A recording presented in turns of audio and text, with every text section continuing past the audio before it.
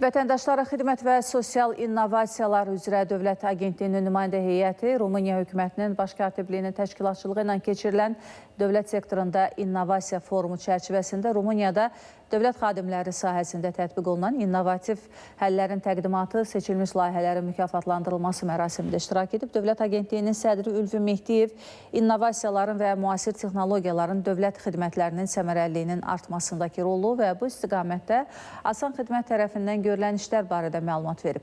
Asan Xidmət Rumıniya hökumətinin təşəbbüsü və dəvəti ilə bu ölkədə dövlət xidmətləri sahəsində həyata keçirilən layihələrin cari il üzrə qiymətləndirilməsində iştirak edib və qalibə xüsusi olaraq təsis olunan Asan mükafat təqdim olunub. Azərbaycanın bu sahədə ən yaxşı model sahibi olaraq Asan xidmətə dair mükafatı ilk dəfə olaraq Avropa İttifaqına üzv ölkənin nümayəndələrinə təqdim olunub. Forum çərçivəsində müvafiq sahə üzrə ölkəmizin qabaqcıl təcrübəsi barədə geniş təqdimat olub.